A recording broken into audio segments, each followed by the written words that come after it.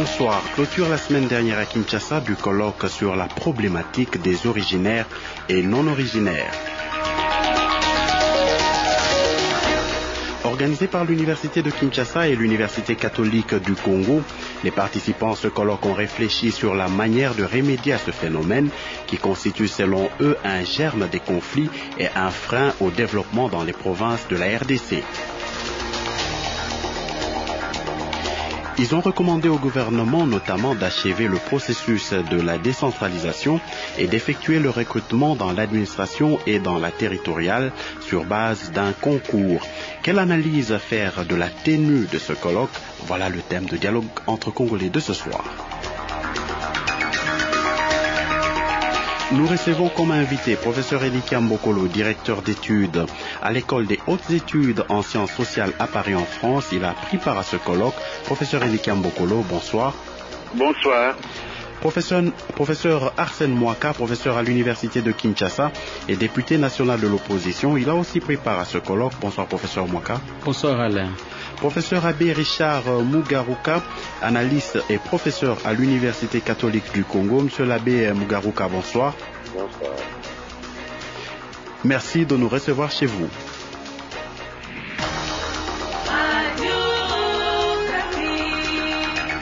Pour participer à l'émission, appelez le 081 051 66 78 ou contactez-nous par SMS 081 051 57 78 ou par mail dec@radiocapi.net.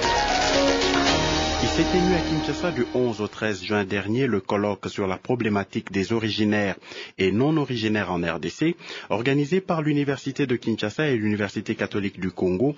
Ces assises de 3 jours ont réfléchi sur comment remédier à ce phénomène qui est germe des conflits et frein au développement dans toutes les provinces du pays. Innocent Olinga.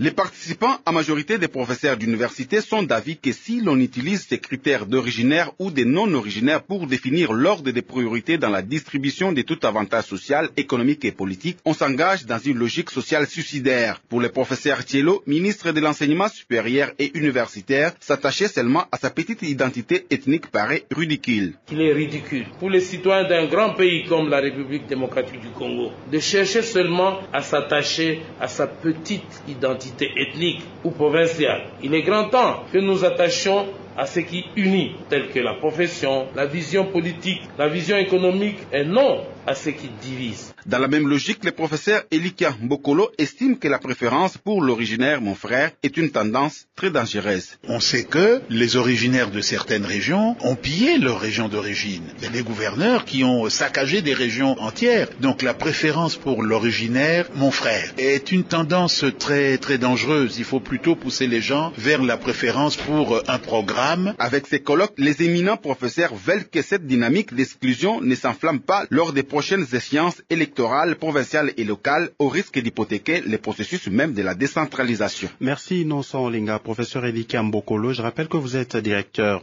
d'études à l'école des hautes études en sciences sociales à Paris en France. Vous avez pris part à ce colloque. Professeur, pour commencer, comment avez-vous accueilli l'organisation de ce grand forum? Bon, disons que le mot originaire et non originaire, pour la plupart d'entre nous, faisait problème. Parce que quand on dit originaire et non originaire, on ne sait pas par rapport à quoi. Est-ce par rapport à la tribu, comme on dit ici, c'est un mot inexact? Est-ce par rapport à la province?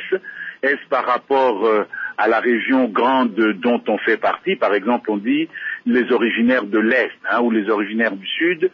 Donc cette question des origines est assez floue, mais c'est vrai que dans le vocabulaire d'une partie de l'opinion congolaise, ça semble aller de soi, notamment lors des élections à l'échelle des provinces, quelquefois à l'échelle des villes, où les gens disent « nous les originaires de cette ville ou de cette province ».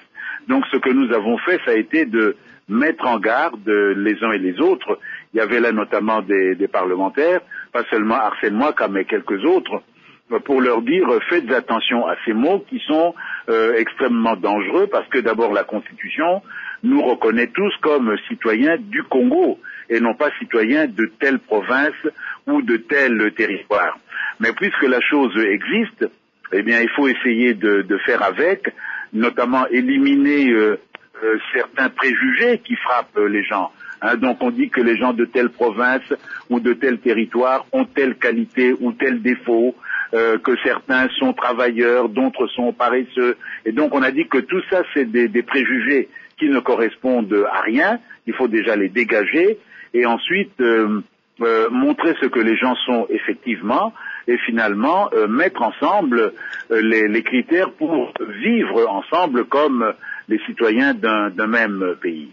Professeur, votre conférence était intitulée « Problématique des originaires et non originaires, parcours historique ».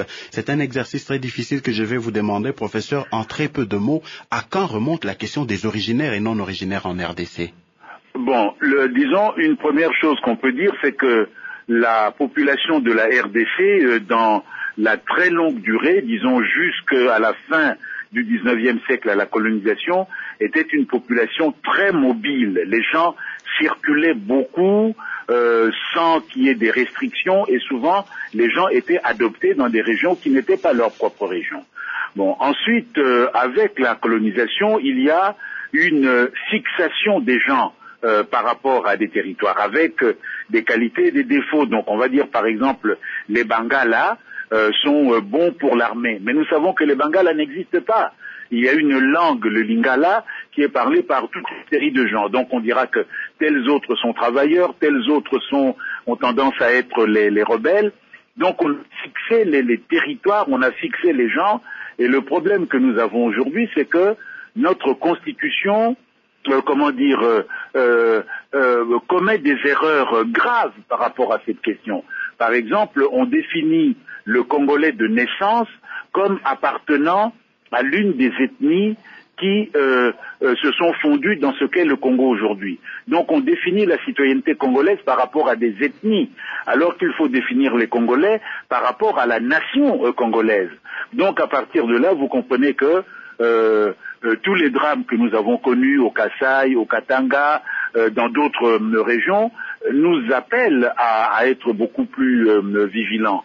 Et aujourd'hui, avec la décentralisation, il y a des risques très sérieux pour que des violences ou de la diffamation, des exclusions, de la discrimination se fassent contre les ressortissants de telle ou telle ethnie ou de telle ou telle région, parce que dans une province donnée, ils ne seraient pas chez eux, ce qui évidemment est absurde.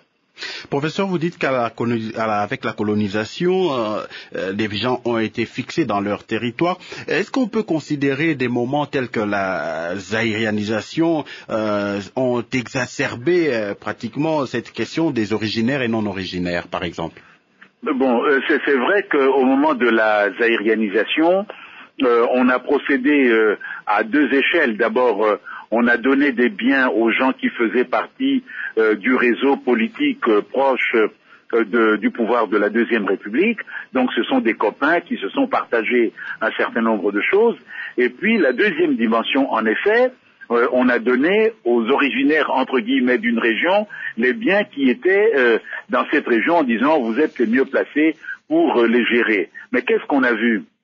On a vu que dans la majorité des cas, les enfants de la région se sont contentés de dilapider les biens qui leur ont été confiés, et beaucoup de ces entreprises, de ces plantations sont tombées en ruine au bout de quelques années. Les exceptions sont vraiment très très très très rares. Je crois que Arsène Mouaka peut en citer quelques-uns au Nord Kivu, moi j'en connais quelques-uns dans le Bas-Congo et à Kinshasa, mais presque partout ailleurs, les originaires se sont montrés incompétents et parfois aussi corrompus, sinon plus corrompus que les non-originaires. Parce qu'on se dit toujours, mes frères vont me pardonner, même si je fais mal le boulot. Et donc tout ça, je pense, a été une expérience douloureuse dont nous devons nous souvenir, comme l'expulsion des Balouba du Katanga, comme toute une série d'autres choses dont nous continuons à souffrir aujourd'hui. Merci professeur Eli Kambokolo. Je vous redonne la parole dans le prochain tour de table. Professeur Arsène Mouaka, vous êtes professeur à l'université de Kinshasa et député national de l'opposition. Vous avez également pris part à ce colloque. Professeur, comment vous l'avez accueilli? Oui, je crois qu'il était temps qu'on parle de ces tabous, puisque pendant très longtemps, ce qu'on a appelé la géopolitique de la transition moboutiste n'a pas été abordé. Les intellectuels se sont résignés en face de ces phénomènes, au point où jusqu'aujourd'hui ils continuent à couver et parfois à menacer de façon directe l'intégrité territoriale. Et donc il était temps qu'on puisse en parler publiquement et qu'on puisse réfléchir, mettre sur la table pour que la décentralisation qui est en cours ne puisse pas en souffrir. Alors pour vous, professeur, quels sont les moments forts où cette question dans l'histoire de la RDC, où cette question des originaires et non originaires a réjailli au grand jour? Oui, je crois que d'abord, au lendemain de notre indépendance, il y a eu ces problèmes des uns contre les autres, il y a eu une sorte de provincialisme qui a été manifesté, il y a eu des partis politiques qui s'est délimité au contour de certains espaces territoriaux, des partis des provinces, des partis des ethnies, ainsi de suite. Mais le phénomène a réjailli dans la transition moboutiste où pratiquement on a parlé de la territoriale des originaires, puisque sous Mobutu il y a eu un brassage qui a permis l'émergence d'un certain nombre de personnes qui ont circulé à travers le pays. Et donc vous verrez qu'il y a des Congolais qui parlent toutes les langues nationales du pays, tout simplement. Parfois leurs pères ont été des fonctionnaires ou eux-mêmes ont été des fonctionnaires qui ont circulé à travers le pays. Et donc on s'est retrouvé sous la période de Mobutu dans un brassage qui commençait et l'idée de la nation commençait, puisque l'unité nationale était un des objectifs politiques du moboutisme. On voulait absolument forger une nation. Mais bon, la transition a permis à ce que l'on puisse revenir à ce phénomène. C'est le phénomène des géopolitiques qui a commencé à la conférence nationale et qui s'est étendu sur la territoriale. Et aujourd'hui, nous sommes à plein ce phénomène où pratiquement pour être élu à un endroit ou à un autre, la règle c'est qu'il faut absolument être de l'ethnie de ce coin. Et donc même dans certaines villes et dans certaines entités qui sont en fait pluralistes, eh bien on trouve une tendance ethniciste inacceptable, de telle sorte qu'aujourd'hui il faut qu'on en parle et qu'on dise au gouvernement qu'il est temps de faire de l'unité nationale, du brassage et de l'intégration nationale un problème de politique de notre pays. Nous allons prendre pour vous, professeur Arsène Mouaka, cette réaction qui nous vient de Bunia en province orientale. Je suis maître David Mambo de Bunia en province orientale. La problématique des originaires et des non-originaires est une problématique à laquelle le politique congolais doit chercher à répondre sans désemparer, puisque ce sont eux qui encouragent le népotisme dans tous les secteurs de la vie nationale, comme si nous étions encore sous la Deuxième République. Détrompons-nous, tant qu'il y aura l'hégémonie des non-originaires sur les originaires, notamment dans les entreprises publiques, et tant qu'il n'y aura pas une politique systématique de la mise en œuvre de la décentralisation, ce problème subsistera.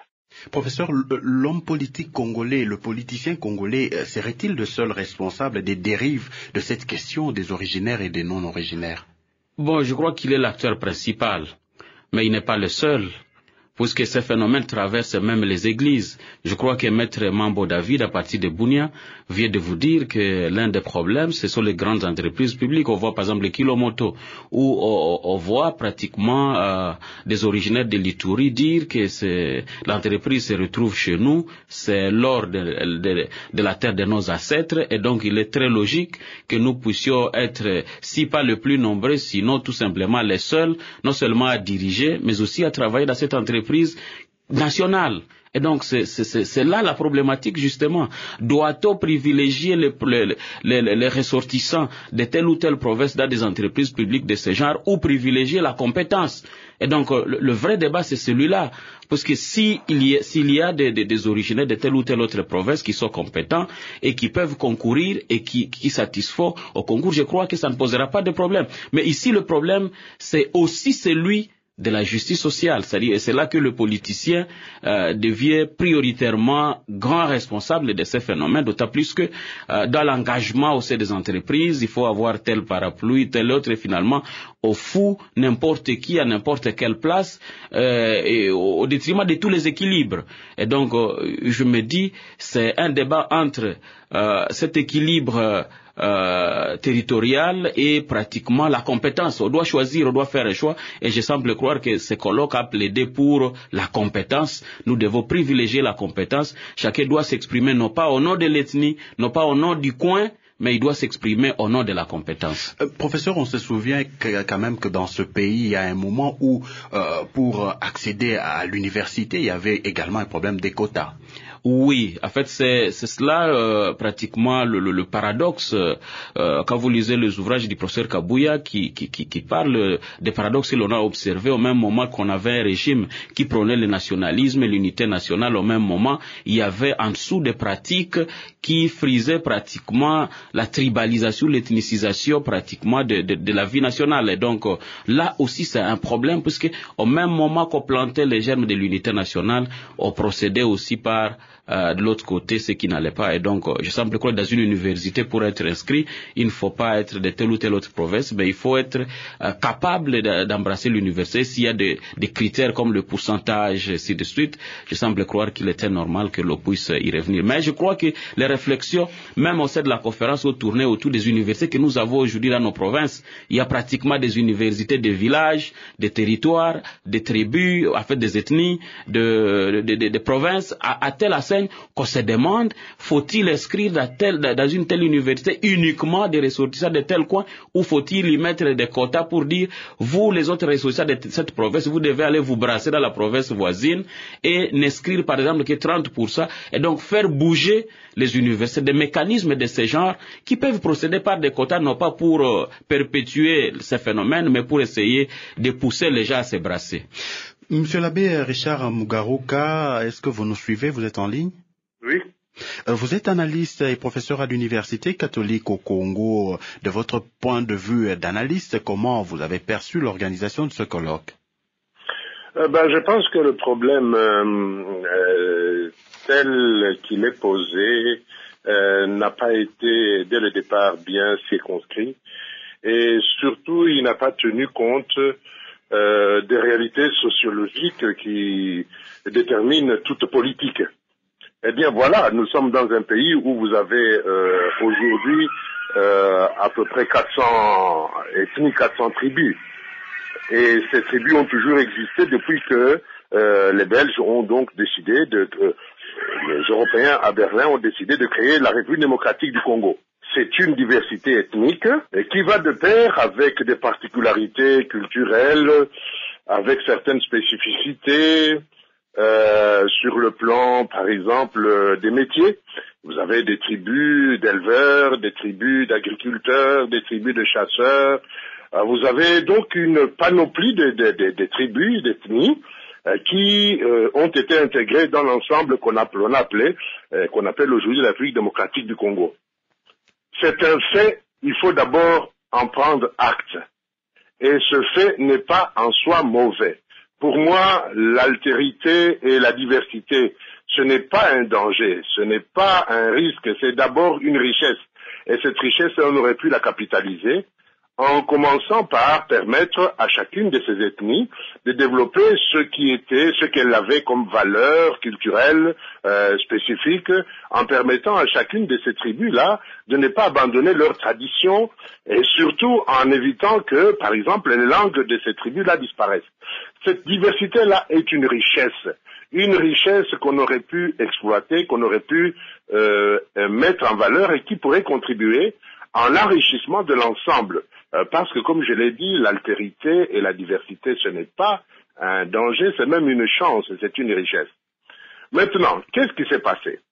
Cela a fonctionné tant que les Congolais n'avaient pas droit à la participation au gouvernement du pays. Donc, tant que les Congolais n'avaient pas de droit d'être des politiciens, comme on dirait. Et dès lors qu'on a commencé à politiser, à donner aux Congolais la possibilité de commencer à à chercher à conquérir le pouvoir, comme il n'avait pas de culture politique, qu'il n'avait pas de culture extra-ethnique, si je peux parler comme ça, eh bien, la seule chose à laquelle il pouvait se raccrocher, c'est l'identité tribale. Et c'est ainsi que les politiciens ont commencé à exploiter cette réalité-là comme élément fédérateur, comme base de l'unité ou du rassemblement de ceux qui devaient venir derrière eux dans la lutte pour la conquête du pouvoir. C'est avec la politique que ce problème de l'ethnie a commencé à se poser de manière dramatique. Vous savez qu'avant l'indépendance, il y avait ce qu'on appelait les centres extra-coutumiers. Moi, je suis né dans un centre extra-coutumier où j'ai, dès mon jeune âge, accosté, abordé, vécu avec des gens qui n'étaient pas de ma tribu. Il ne se posait absolument aucun problème. Au collège même, nous organisions ce qu'on appelait des soirées culturelles où les groupes ethniques présentaient leurs danses, leurs valeurs culturelles, et ça s'est passé sans accroc. Et c'était véritablement une richesse qui a malheureusement été nivelée à partir du moment où on a instauré l'animation politique, où tout le monde a appris à danser de la même façon et à chanter de la même manière. Mais jusque-là, les étrangers qui venaient, on les accueillait selon la coutume. La plupart de nos tribus ont une coutume, ont la tradition de l'hospitalité. L'étranger, c'était quelqu'un qu'il fallait recevoir avec honneur, qu'il fallait recevoir avec amabilité, à qui il fallait réserver tous les honneurs, parce qu'on savait qu'on bougeait et que si on est hospitalier, on peut bénéficier de l'hospitalité quand on se promène, on bouge soi-même. C'est à partir du moment où les Congolais ont commencé à pouvoir lutter, à créer des partis politiques, à commencer à compétir, à rivaliser pour conquérir le pouvoir, c'est à ce moment-là que les politiciens, ne pouvant pas faire valoir un projet de société, parce que la plupart de nos Congolais ne sont pas capables de comprendre ce que c'est qu'un projet de société. Leur niveau intellectuel ne le permet pas. Alors ils ont trouvé que l'élément fédérateur, c'était donc la tribu. Et c'est ce qui existe encore aujourd'hui. Et quand quelqu'un fait une de sa tribu, la référence pour l'appartenance à son parti politique, il se trompe joliment. Un parti politique ne se définit pas par l'appartenance à une tribu, mais par la participation, la convergence autour d'un projet de société. Et ce n'est pas la même chose. Merci. Alors, je crois que effectivement, aujourd'hui, ce problème-là devrait être envisagé dans le cadre de la conception, de la vision que nous devons nous faire de l'unité nationale ou de la cohésion nationale, qui ne doit pas être uniformité, qui ne doit pas être qui ne doit pas viser à brimer les différences, les altérités, les richesses culturelles, mais plutôt à les mettre ensemble et à les faire coexister de manière harmonieuse. Merci. Et j'ai vu pendant le moboutisme, il y a des gens qui sont allés travailler en dehors de leur province et qui ont fait mouche, comme celui qui a été voté à Goma. Monsieur, comment il s'appelle là? L'honorable Conde Vilakikana. L'honorable Conde Vilakikana. du Bas-Congo là. Il a bien travaillé à Goma, les gens l'ont adopté parce qu'il avait bien travaillé. Merci, Monsieur l'abbé. Je vous redonne la parole tout à l'heure. Professeur Elikiam Bokolo, nous allons prendre pour vous cette réaction qui nous vient de Kolwezi au Katanga. Professeur Ignace Ndala depuis Kolwezi au Katanga. Tout en saluant l'initiative de ce colloque, je voudrais que les universités soient toujours associées aux campagnes de sensibilisation sur des matières où le politique ne semble pas toujours avoir toute l'expertise. Je prends l'exemple de la décentralisation. En outre, que l'État réglemente le fonctionnement des regroupements socio-culturels dans notre pays. Professeur Elikiam Bokolo, un mot sur cette histoire de regroupements socio-culturels qui sont devenus pratiquement, qui servent actuellement des bases politiques aux politiciens. Oui, ce sont des affaires un peu compliquées quand on les analyse sur le fond. Moi, je crois que ces groupes de base, quel que soit le nom qu'on leur donne, ne fonctionnent pas comme ça librement, comme des mouches en l'air. Ils fonctionnent dans le cadre d'un État qui répond ou ne répond pas à ce que les gens attendent de lui.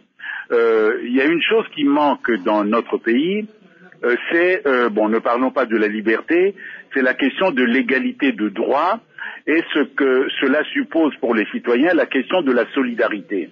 notre État, on le sait, c'était vrai de l'État colonial d'abord, hein, et c'est vrai de notre État indépendant, est absent sur le front de la solidarité nationale. Donc ça veut dire que les services sociaux que les gens qui travaillent et qui vivent dans ce pays sont en droit d'attendre des pouvoirs publics ne vient pas. Donc à défaut de ce référent universel qu'est l'État, les gens imaginent que le parent ethnique est plus proche que l'État et il peut rendre un certain nombre de ses services. Les associations dites tribales, moi aussi je les ai connues, à l'époque c'était pour danser, organiser des luttes traditionnelles, etc.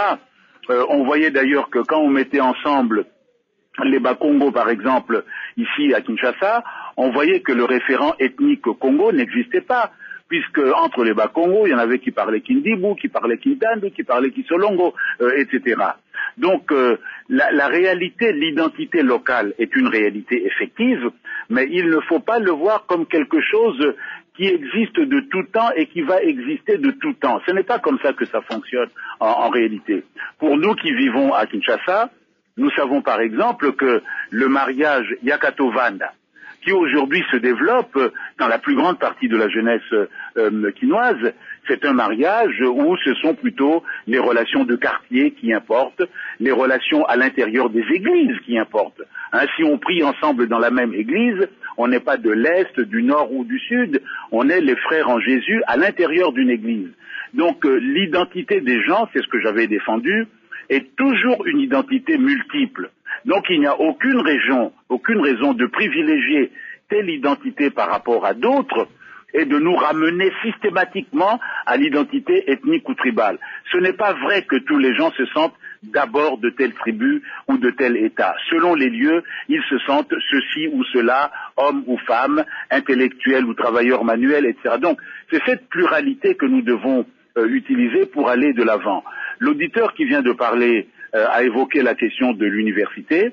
Je crois que l'un des drames de notre pays, c'est que le politique fonctionne en vase clos, l'État finance les universités qui font du travail intéressant, mais l'État n'utilise pas ce travail.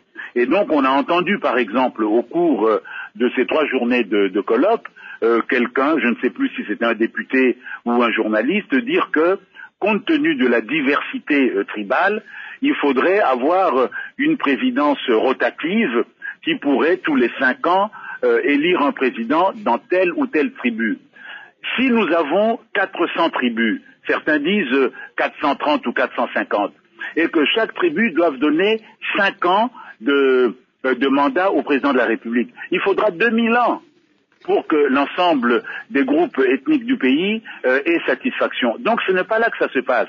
Ça se passe, je pense, il faut reconnaître ces identités locales, notamment la question de la langue est une question importante, et il faut faire en sorte que les solidarités nationales existent effectivement. Moi je pense que si on a des chemins de fer, on a des équipes de basket, on fait que dans toutes les écoles on parle 2 ou 3 langues du pays, on verra que très rapidement la convivialité va se faire entre nous assez facilement. C'est comme ça que ça se passe ailleurs. Si le Congo veut devenir une puissance en Afrique, elle ne peut pas se réduire à une république de Bantoustan.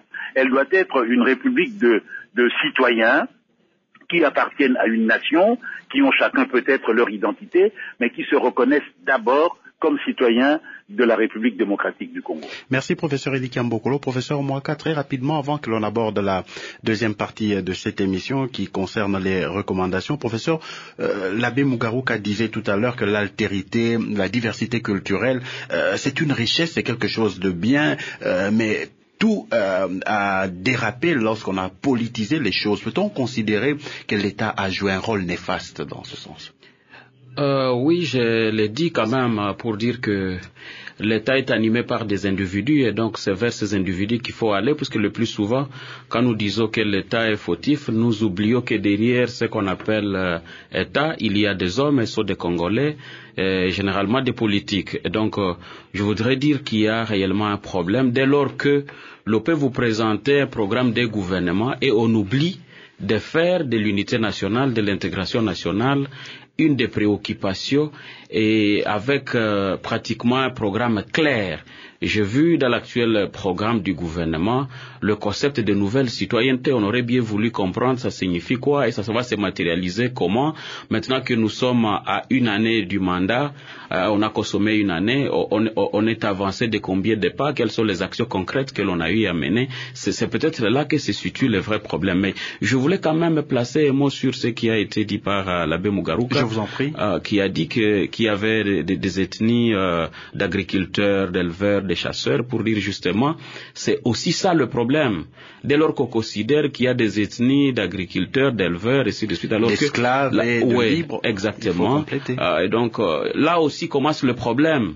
C'est en fait l'imagination même de l'identité qui pose problème. Là, je vois un théoricien, Bénédicte, qui disait pratiquement que la plupart des communautés que nous vivons sont des communautés imaginées. On s'imagine un individu en train d'être éleveur, même quand il a réussi dans un domaine comme celui du journalisme, puisqu'on lui a assigné l'élevage et donc il doit recourir à l'élevage. Absolument, ça crée des problèmes. Tu as bien réussi dans le journalisme, tu peux continuer au niveau national plutôt que de déranger les gens au village et avec des prises de terre qui vont créer des problèmes tout simplement puisque dans ton imagination tu ne peux te réaliser comme appartenant à telle communauté que si tu pratiques l'agriculture, l'élevage, la chasse, et encore que dans l'histoire il n'y a aucun peuple qui n'a été que chasseur, qu'agriculteur, qu'éleveur. En fait, on pratique les deux, même s'il y a une prédominance d'une des activités. Et je voulais conclure en disant qu'il y a justement de ces assignations qui ont évolué après la colonisation, parce que finalement, il y a eu des ethnies de commerçants, des ethnies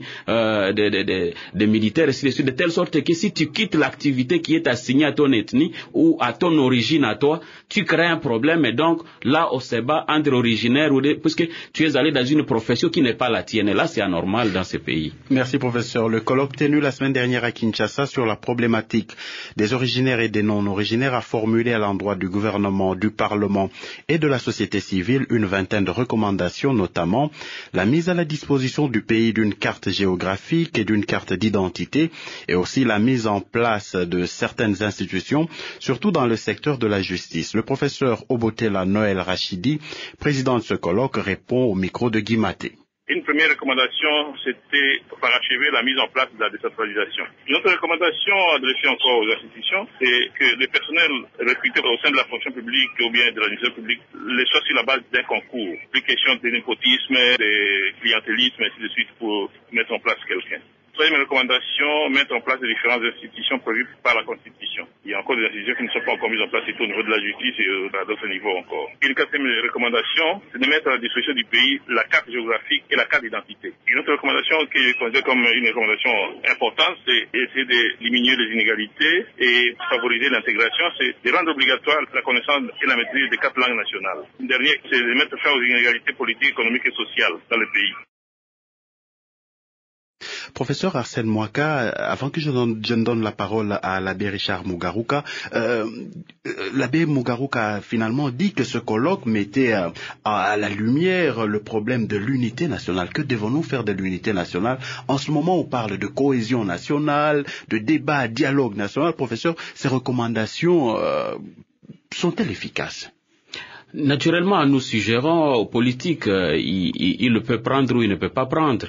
Mais je semble croire que cette conférence s'est tenue à un moment bien indiqué où le gouvernement, par l'accord cadre d'Addis Abeba, venait de s'engager dans ce 6e engagement de tout faire pour travailler pour la réconciliation nationale et essayer de voir dans quelle mesure faire dialoguer la nation. Et donc, je crois que dans ce cadre, il est bien indiqué que ces recommandations s'orientent tout droit vers le gouvernement pour que le gouvernement puisse voir qu'est-ce qui est important, qu'est-ce qui est urgent et qu'est-ce qui est en fait précieux à prendre pour cet instant. Sinon, je semble croire qu'en tant qu'universitaire, nous plaidons pour que le gouvernement prenne en charge cette question d'originaire non originaire qui risque de faire échouer tout notre processus de démocratisation et faire de la décentralisation en fait le pire des choix. Et donc, on voudrait éviter et prévenir.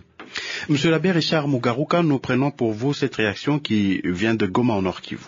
Paulin Moindo Mupika à partir de Goma au Nord Kivu. Moi, je trouve que il est plus juste de réunifier les provinces au lieu de faire la décentralisation, puisque la décentralisation va plus amener la division, c'est-à-dire le mot non originaire sera plus accentué, il aura plus du poids et le pays sera plus divisé. Ce serait plus juste d'unifier les régions au lieu de les diviser.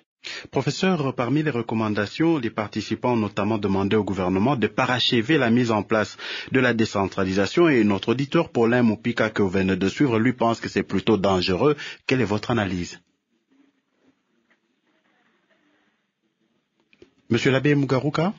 Oui, vous avez demandé quoi exactement? Voilà, je disais que l'auditeur, que les participants au colloque ont notamment recommandé au gouvernement de parachever la mise en place de la décentralisation, mais il y a l'auditeur que nous venons de suivre de Goma qui pense qu'il faudrait plutôt, et lui il est pour l'unification du pays au lieu de la décentralisation qui risque d'amplifier les divisions.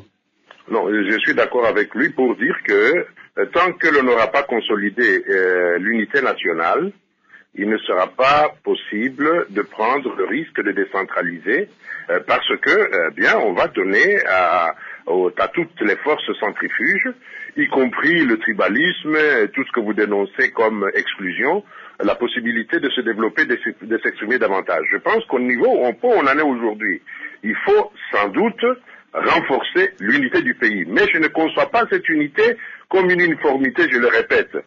Parce que dans les centres urbains, il y a effectivement un brassage qui s'est fait. Dans tous les centres urbains, à quelques provinces qui appartiennent, vous avez plusieurs tribus, et de la province et d'ailleurs, qui se côtoient et qui vivent plus ou moins harmonieusement. Nous n'avons pas, sauf de temps en temps, lors de dérapages qu'on a cités, comme par exemple l'exclusion la chasse aux Kassaïens, etc., comme le problème qui se pose au Nord Kivu, parfois tribal, mais d'une manière générale, dans les centres urbains, le brassage est un fait réel et sociologiquement observable, mais il y a encore une bonne partie de la population congolaise qui vit en milieu rural et qui a gardé les traditions ancestrales, qui a gardé les langues tribales, qui a gardé les traditions tribales. Je pense qu'il y a moyen de faire une véritable unité sans brimer les diversités, sans brimer les richesses culturelles de chaque groupe. Et je vais là qu'il faut aller. Parce que si vous brimez les différences, vous allez créer un autre conflit. Vous allez créer le conflit des groupes dominants et cela n'est pas bon pour la démocratie. Monsieur l'abbé, il est recommandé, les participants ont aussi recommandé au Parlement de régler par une loi constitutionnelle ou ordinaire la représentation de différentes ethnies dans l'occupation des charges de l'État. N'est-ce pas dangereux?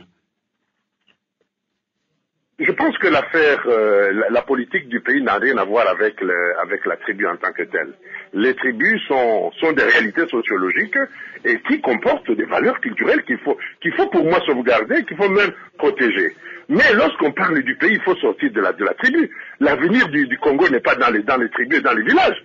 L'avenir du Congo est dans l'ensemble de la République démocratique du Congo et c'est à cette condition-là que nous devons entrer dans la modernité. Je suis d'accord avec vous. Seulement cette modernité-là n'est pas incompatible avec la sauvegarde et le développement des valeurs positives de la tradition ancestrale. Voilà tout ce que j'ai dit.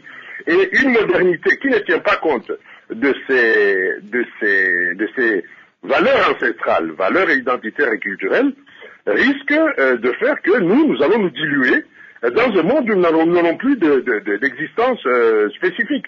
C'est une question d'être, c'est une question d'identité, c'est très important. Pour pouvoir s'enrichir des apports des autres et entrer dans la modernité, il faut d'abord être soi-même et cultiver son identité, ses valeurs propres. Mais cette identité, ces valeurs propres ne sont plus dans le village. Pour ce qui concerne la République démocratique du Congo, cette identité nouvelle doit tenir compte de l'ensemble de la République qui ne sera véritablement riche et forte que si elle intègre pour moi les valeurs traditionnelles. Et c'est possible. Merci, Monsieur l'abbé. Je rappelle entre-temps qu'il nous reste moins de 5 minutes pour terminer l'émission. Professeur Edika Mbokolo, une autre recommandation, c'est rendre obligatoire la connaissance et la maîtrise des 4 langues nationales, Kikongo, Lingala, Swahili et Chiluba. Comment équilibrer cet aspect, professeur, quand l'abbé Mugaruka dit en même temps qu'il faut tenir compte de ses valeurs, il faut tenir compte de son identité? Oui, je crois que la proposition sur les 4 langues nationales est très importante. Elle visait en particulier les personnes, les hommes ou les femmes, qui se portent candidats à des mandats administratifs, financiers ou autres à l'échelle de la nation. Je pense que c'est vraiment une question importante. L'année dernière, nous avons célébré le sommet de la francophonie à Kinshasa. Peut-être qu'on n'en a pas profité pour évoquer très clairement la question de la langue. Le français, c'est la langue de l'État, c'est la langue officielle de notre pays, mais la langue dans laquelle les gens vivent, ce sont les grandes langues nationales ou, je suis d'accord avec Monsieur l'abbé, les langues, alors appelons-les locales, pour faire vite. Donc cette pluralité des langues est quelque chose de tout à fait important. Quand vous regardez la plupart des Congolais aujourd'hui, aussi bien dans les villes que dans les zones rurales, chaque Congolais parle 2-3 langues facilement. Je connais des gens qui parlent le Lingala, le Kikongo, le Chiluba et le Swahili sans avoir jamais voyagé vers les territoires de l'Est.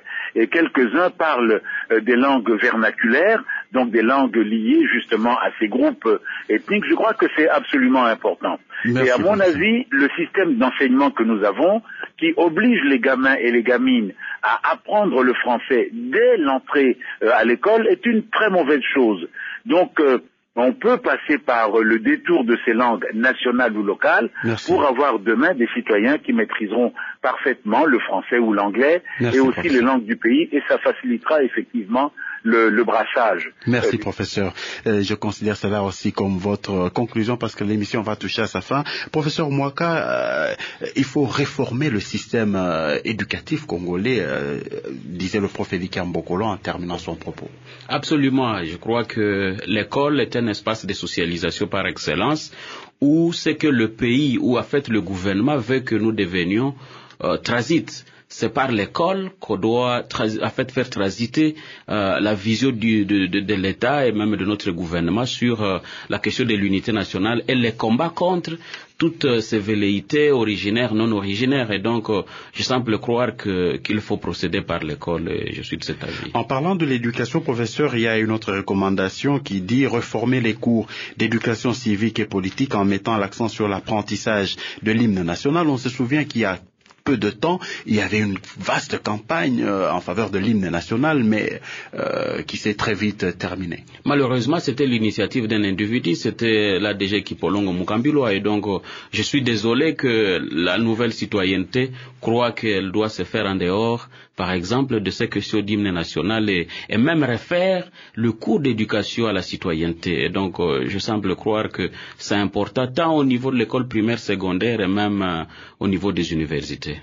Mettre à la disposition du pays la carte géographique et la carte d'identité, professeur, il est vrai que plusieurs Congolais ne maîtrisent même pas leur géographie. Il n'y a pas que des Congolais, d'abord à commencer par les dirigeants. Je crois que ceux qui sont ministres ne maîtrisent pas nos bornes, ils ne maîtrisent pas nos rivières et ils croient que même nos rivières, après 50 ans, ne se déplacent pas. Et donc nous ne maîtrisons même pas nos frontières. C'est pourquoi nous plaidons que nous puissions maîtriser nos frontières et que nous soyons des citoyens pratiquement identifiés. Comment voulez-vous que nous manquions juste un bout de papier qui nous identifie par rapport à notre nation? Je crois que c'est ridicule. Et donc nous plaidons pour cela, pour que, en fait, nous puissions réellement nous sentir congolais et développer ces sentiments. Merci professeur. Monsieur l'abbé Richard Mugaruka, il faut doter rapidement les Congolais d'une carte d'identité en guise de conclusion. Absolument. Il faut une carte d'identité. Il faut qu'on puisse savoir. Il faut d'abord procéder au recensement de la population et aussi à l'identification des nationaux. Ça sera le premier niveau, si vous voulez, de la maîtrise de la population et donc aussi de la planification du développement. Parce qu'il n'est pas possible de planifier un quelconque développement si on ne maîtrise pas les données démographiques de base. Ça sera aussi une des façons de pouvoir mieux sauvegarder la souveraineté nationale et l'intégrité du territoire, en sachant qui est congolais et qui ne l'est pas, non pas pour chasser les étrangers, mais pour justement mieux gérer cette donne-là et gérer aussi l'immigration. Merci Monsieur l'abbé Richard Mugaruka, c'est par vous que nous terminons cette émission. Merci Monsieur d'y avoir participé. Merci à vous chers auditeurs internautes de nous avoir suivis. L'information continue sur radiocapi.net. Au revoir.